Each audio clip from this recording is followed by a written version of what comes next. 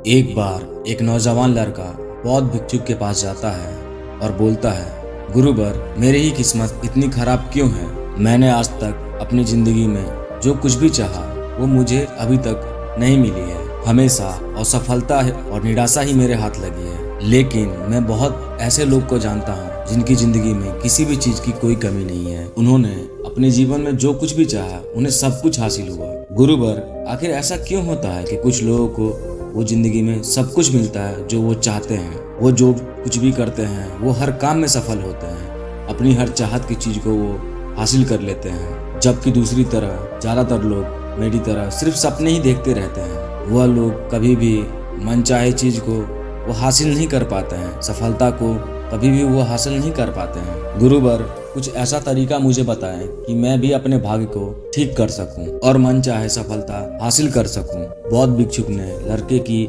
सारी बात बिल्कुल ध्यानपूर्वक सुनी और बोले, जिन सफल लोगों की तुम बात कर रहे हो सकता है कुछ लोग उनमें से अपने भाग्य के सहारे सफल हो गए हों, लेकिन ज्यादातर लोग भाग्य के सहारे नहीं बल्कि इसलिए सफल हैं क्योंकि उन्होंने ये सफलता कमाई है। सफलता प्राप्त करने और लगातार सफल रहने में इंसान के अंदर कुछ महत्वपूर्ण आदतें और एक विशिष्ट नजरिए का होना बहुत ज्यादा जरूरी है, जिसके बारे में मैं आज तुम्हें बताने जा रहा हूँ। बस मेरी पूरी बात को ध्यानपूर्वक अंत तक जरूर सुनना। लड़के ने कहा, बिल्कुल गुरुजी। बौद्ध भिक्षुक ने कहना शुरू किया, हम सही तरीके शांत मन से सोच करके जिंदगी में आए हुए हर चुनौतियों का सामना करते हैं। हम सबको अपनी शून्य को खोजने का प्रयास करना चाहिए। शून्य को खोजने का अर्थ एक ऐसी मानसिक अवस्था को प्राप्त करने का जहाँ प्रेम, अच्छा स्वास्थ्य और ध्यान और खुशियाँ है, जहाँ कोई रोग नहीं है, कोई द्वेष नहीं है, कोई चिंता, कोई युद्ध नहीं है, बस है तो केवल शांति और खुशी। हमें शून्य के नजदीक पहुंचने के लिए हमें वो करना चाहिए कि जो काम हम करना पसंद करते हैं। हमें हर रोज खुद से प्रश्न करना चाहिए कि क्या हम अपने लक्ष्य के प्रति पूरी ईमानदारी से मेहनत कर रहे हैं, क्या हम सकारात्मक और अच्छे विचार करने वाले दोस्तों के साथ जुड़े हुए हैं, क्या हम अपने कर्तव्यों के प्रति ईमानदार हैं, क्या हम अपने खाली समय का सही से उपयोग कर रहे हैं। इस तरह के प्रश्न हमें सकारात्मक चिंतन करने के लिए मजबूर करते हैं और ये हमें शून्य तक पहुंचने के लिए हमारे सफर को और भी रोमांचक और दिलचस्प बना देते हैं, जिससे हम अपने लक्ष्य और आर्थिक स्थिति को निर्धारित कर सकते हैं। हमें हमेशा ऐसे लोगों के साथ रहने का प्रयास करना चाहिए जिन्हें लक्ष्य बड़े और जीवन मूल्य ऊंचे हों, क्योंकि हमें ऐसे लोग आगे बढ़ने के लिए प्रेरित करते रहते हैं। हमारी सफलता में वो खुश होते हैं और हमें सही सलाह देते रहते हैं। हमें हमेशा रचनात्मक सपने देखते रहना चाहिए। ऐसा हम 5 तरीकों से कर सकते हैं। पहला, हमें खुद से ये सवाल पूछते रहने चाहिए, मैं कौन हूँ और अपने जीवन में कहाँ कैसे पहुँचना है। दूसरा तरीका, हमारी लक्ष्य पूरी तरह से स्पष्ट होनी चाहिए। हमारे लक्ष्य से हमें पता होनी चाहिए कि हमें क्या हासिल करना है। तीसरा तरीका, हमें हमारा लक्ष्य को प्राप्त करने के लिए हमें अपने लक्ष्य का समय सीमा निर्धारित करना चाहिए। चौथा तरीका, हमें हमारे सपनों के प्रति सकारात्मक सोच और आशापूर्ण दृष्टिकोण रखना चाहिए। और पांचवा तरीका, हमें हमारे लक्ष्य के प्रति पूर्ण तरह समर्पित होना चाहिए। हमें खुद के बारे में हमेशा सकारात्मक बात ही करनी चाहिए, यहाँ तक कि हमें अकेले में भी खुद के बारे में नकारात्मक चीजों को नहीं सोचना चाहिए, क्योंकि कहे गए शब्दों में बहुत ज्यादा ताकत होती है। जैसे उत्साहपूर्ण और आशा से भरे शब्द किसी की भी जिंदगी बदल सकते हैं, वैसे ही नकारात्मक सोच किसी की भी जिंदगी को बर्बाद कर सकती है। हम कभी भी कुछ नया सीखने के लिए, सफल होने के लिए कभी भी बूढ़े नहीं होते। हमें सफल होने के लिए कुछ शिक्षा की जरूरत नहीं, हमारी दृढ़ संकल्प की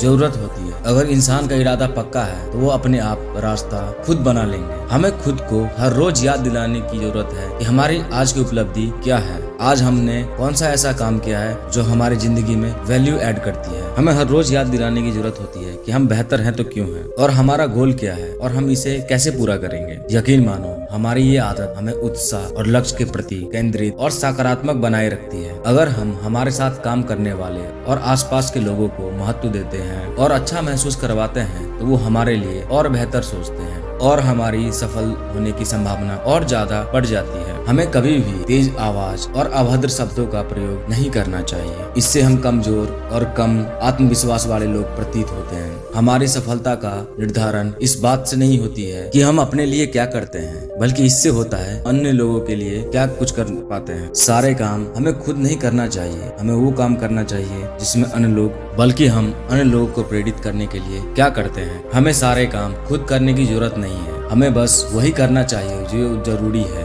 और बाकी ये काम हमें बांट देना चाहिए। ऐसा करने से सामने वाला भी महत्वपूर्ण महसूस करता है अपने आप को और हमारा काम भी ज्यादा आसानी और अच्छे तरीके से हो जाता है। हमें हमेशा जीतने के बारे में सोचना चाहिए, क्योंकि जो जीतने के बारे में सोचता है और विश्वास करता है वही जीतता है और यही जीतने का नियम भी है और ये ऐसे ही काम करता है। हमें इस बात का ध्यान रखना चाहिए कि हम अपने बच्चों के सामने में अच्छा व्यवहार करें, क्योंकि एक छोटा बच्चा अपने माँ बाप के व्यवहार को ही एक आदर्श व्यवहार मानता है और उसे ही वो अपनाने की कोशिश करता है। इसीलिए हमें आने वाली पीढ़ी को संस्कार देना चाहिए। हमें जो चाहिए हमें उसके बारे में पूछना चाहिए और खोजना चाहिए, दरवाजा खटखटाना चाहिए और हमें वो चीज मिल जाएगा जो हम पाना चाहते हैं। सफल लोग अपनी पूछने की कला से वो सब कुछ हासिल कर लेते हैं जो वो पाना चाहते हैं। किसी भी प्रश्न को सही तरीके से पूछना, जिससे हम मनचाहा उत्तर पा सकते हैं, यह एक बहुत बड़ी कला है, क्योंकि सफलता की कामना करने वाले हर एक व्यक्ति के अंदर होना ही चाहिए। बौद्ध भिक्षुक ने आगे कहा कि जीवन में सफल होने के लिए हमारे अंदर लीडरशिप क्वालिटी की होना बहुत आवश्यकता है। एक अच्छा लीडर बनने के लिए हमें ये 7 आदतें अपनानी पड़ेगी। पहली आदत, हमसे जुड़े हुए लोगों को उनकी उम्मीद से बढ़ करके उनको देना चाहिए। दूसरी आदत, हमें खुद पर और हमसे जुड़े हुए लोगों पे हमें पूरा भरोसा रखना चाहिए, पूरा विश्वास करना चाहिए। तीसरा आदत, हमेशा हमें सही को सही और गलत को गलत बोलने की हिम्मत होनी चाहिए। चौथा आदत, जब हमें पता चले कि हम गलत हैं तो हमें तुरंत अपनी गलती को स्वीकार कर लेना चाहिए। पांचवी आदत, हमें हमारे पास जो भी व्यक्ति काम करते हैं उनसे सलाह लेनी चाहिए और उनकी इज्जत करनी चाहिए। छठा नियम, चुनौती के समय भी हमें अंदर से शांत और स्थिर रहने का प्रयास करना चाहिए। सातवां नियम, हमें हमारी काम को इतनी लगन के साथ करनी चाहिए कि हम दूसरों के लिए एक उदाहरण बन जाए और वो हमारे काम करने के तरीका को अनुसरण कर सके। एक बात याद रखो, हमारा दिमाग बहुत ही अमूल्य है। इसकी देखरेख हमें ऐसी करनी चाहिए जैसे कि हम बहुत ही कीमती सामान की देखरेख करते हैं, उसी प्रकार हमें इसी की भी देखरेख करनी चाहिए। हमने जो कुछ भी हासिल किया है और अपने जीवन में कर सकते हैं, उसका एकमात्र स्रोत हमारा दिमाग ही है। इसीलिए हमें इसको हमेशा साफ सुथरा रखने की जरूरत है। हमें बुरी,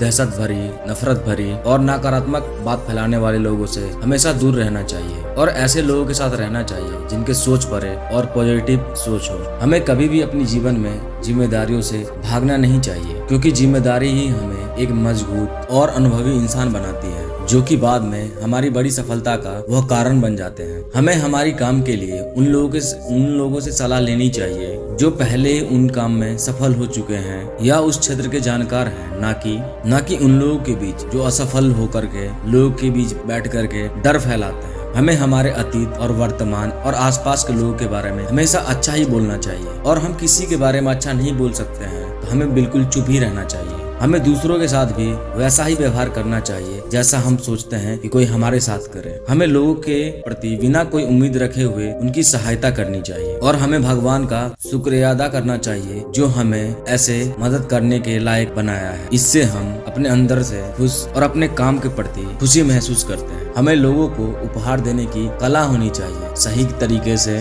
किसी का भी दिल जीत सकते हैं। उपहार देने के भी कुछ तरीके हैं जिनके बारे में हमें पता होनी चाहिए। फूलों के गुच्छे और महंगे सामान, इससे भी अधिक, इससे भी ज्यादा अगर सामने वालों के दिल को कुछ छूता है, हमारे अमूर्त उपहार, जैसे कि हमारे कुछ अपने लोगों के पास बैठ करके उनके साथ समय व्यतीत करना, किसी बीमार दोस्त के घर पे जा करके उसका हालचाल पूछना, हमारी सहायता करने वाले लोगों का सार्वजनिक रूप से उनका धन्यवाद करना इत्यादि। हमें किसी को उपहार देने से पहले उस उपहार को उस व्यक्ति के अनुरूप बनाने की प्रयास करनी चाहिए जिसे हम उपहार देने वाले हैं। हमें उपहार देते समय उसकी कीमत पे नहीं बल्कि उपहार लेने वालों की भावनात्मक लगाव बढ़ाने पर ध्यान देना चाहिए। अगर हम किसी को उपहार तब देते हैं जब सामने वाले को उम्मीद ही ना हो, तब उपहार की कीमत अमूल्य हो जाती है। हमें उपहार देते समय उसको थोड़ा सजा कर देना चाहिए, जैसे कि एक व्यक्तिगत पत्र और एक फूल के साथ। हमें हमारे साथ काम कर रहे लोगों के विचार अच्छे और उसकी बुद्धि का प्रशंसा करना चाहिए और उनको काम करने के लिए प्रोत्साहित करना चाहिए। ऐसा करने से हम उनके मनोबल को बढ़ाते हैं। इससे वो अपने आप को महत्वपूर्ण और उपयोगी और काबिल समझते हैं और हमारे प्रति उनका विश्वास और ज्यादा बढ़ जाता है। दूसरों पे सकारात्मक प्रभाव और उनके मन आदि सही पोषण देकर के आसानी से बना सकते हैं और ऐसा हम उनके सुंदरता और पहनावे, कामयाबी और घर के सामान आदि की सच्ची प्रशंसा करके और उनके घर परिवार के बारे में बातचीत करके हम कर सकते हैं। जब हम किसी को बोलने के लिए प्रोत्साहित करते हैं और उनकी बातों को हम ध्यान से सुनते हैं, फिर चाहे वो अपनी सफलता के बारे में बता रहे हों या कोई समस्या के बारे में, हमारा उनको ध्यान से सुनना उनको अच्छा महसूस करवाता है। ऐसा करके हम उनका विश्वास और समर्थन दोनों जीत सकते हैं। हमें लोगों को अच्छी तरह से सुनने की आदत हमारे लोगों की नजर में गंभीर प्रभावित लोगों के नजरिए से देखते हैं। हमारी हो रही बुराई इस बात का प्रतीक है कि हम आगे बढ़ रहे हैं। जब हम पलट करके अपनी बुराई का जवाब नहीं देते हैं, तब हम उसके नकारात्मक प्रभाव को वहीं निष्क्रिय कर देते हैं। श्रेय और तारीफ हमें मिले या न मिले, हमें अपना सर्वश्रेष्ठ देते रहना चाहिए। अभी हमारे काम का श्रेय कोई और लेता रहे, लेकिन हमारे सही समय पे हमारे काम का पुरस्कार ऊपर वाला मिला ही देता है। जो लोग हमारे बारे में गलत बोलते हैं और हमारे काम का श्रेय लेने की कोशिश करते हैं, हमें उनसे बदला लेने के लिए सोचकर हमें अपना समय बर्बाद नहीं करना चाहिए, बल्कि उन पर दया करके उसको बीमार समझ करके हमें उसको त्याग देना चाहिए। अगर हमारे अंदर करिश्मा है और हम जवान के पक्के हैं, तो हमें सफल होने से कोई भी नहीं रोक सकता। करिश्मा एक दैवी रूप से प्राप्त हुई शक्ति को कहा जाता है, लेकिन आम जिंदगी में करिश्मा एक ऐसे गुण है जो एक व्यक्ति को दूसरे व्यक्ति पर अधिकार देता है। करिश्मा को केवल अपने अंदर आध्यात्मिक कार्य को करके ही पाया जा सकता है। कुछ नियम हैं जिससे हम अपनी करिश्मा को जागृत कर सकते हैं। हमें ध्यान और एकांत के माध्यम से खुद को जानने और पहचानने की जरूरत है। हमें हमेशा विनम्र रहना चाहिए और कभी भी हमें अपने धन और ताकत का दिखावा नहीं करना चाहिए। हमें दूसरों को उनके बारे में बात करने के लिए हमेशा प्रोत्साहित करना चाहिए। हमारा पहनावा ऐसा होना चाहिए लोगों का ध्यान हम पे हो, न कि हमारे पहनावे पे। हम जो भी कार्य करें उसे जोश और पूरे हर्ष और उल्लास के साथ करें। हमें जिम्मेवारी लेने के लिए हमेशा हमको तैयार रहना चाहिए, क्योंकि ये हमारी आदत हमको और भी ज्यादा बेहतर बनाती है। अगर हमसे कोई सलाह लेता है तो हमें उसे व्यक्तिगत रूप से ध्यान देना चाहिए और उसे समाधान भी दिलवाना चाहिए। अगर हम अपनी बात और वादों पर खरे उतरते हैं तो इससे हमें अधिक सम्मान भी मिलता है और हमारा करिश्मा भी कायम रहता है। हम अपनी छोटे छोटे वादे पूरे करके बहुत बड़ी सफलता को भी हासिल कर सकते हैं। जैसे हम किसी से भी मिलने का समय निश्चित करते हैं तो हमें उसी निश्चित समय पर उस व्यक्ति से हमें मिलना चाहिए। हमें किए गए हुए वादे को हमेशा हमारे निर्धारित समय पर पूरा करने की क्षमता होनी चाहिए। अगर किसी ने हमसे अपनी समस्या और साझा की है तो हमें उसकी बातों को हमेशा गुप्त रखना चाहिए। ऐसा करके हम सामने वाले का विश्वास जीतते हैं। ऐसे ही हमें हमारे साथ जो भी लोग जुड़े हुए हैं उनके प्रति हमेशा ईमानदारी से रहना चाहिए। हमारी सफलता का निर्धारण इस बात पर निर्धारित करता है कि हम अपना समय कैसे और किन लोगों के साथ बिताते हैं। इसीलिए हमें समय समय पर अपने दोस्तों के साथ समीक्षा करनी चाहिए। क्या हमारे दोस्त एक बेहतरीन भविष्य बनाने के लिए काम कर रहे हैं? क्या वो हमें सही और सकारात्मक सुझाव देते हैं? क्या वो कठिन समय में हमारी मदद करते हैं? कहीं वो सिर्फ शिकायत करने वाले में से तो नहीं है? नकारात्मक सोच रखने वाले और हमें पीछे खींचने वाले दोस्तों से हमेशा दूरी बनाए रखनी चाहिए। इसी प्रकार हमें अच्छे लोगों से संबंध बनाने में कभी भी पीछे नहीं हटना चाहिए। हमें धैर्य का भी महत्व को समझना चाहिए, क्योंकि बड़े और महत्वपूर्ण लक्ष्य को प्राप्त करने में हमेशा समय लगता है। इसीलिए हमें हर रोज अपने लक्ष्य के लिए हमेशा एक एक कदम बढ़ाना चाहिए। जो व्यक्ति धैर्य के साथ लगातार मेहनत करता है वो अपने ही नहीं अपने आने वाली पीढ़ी के भी उज्जवल भविष्य के लिए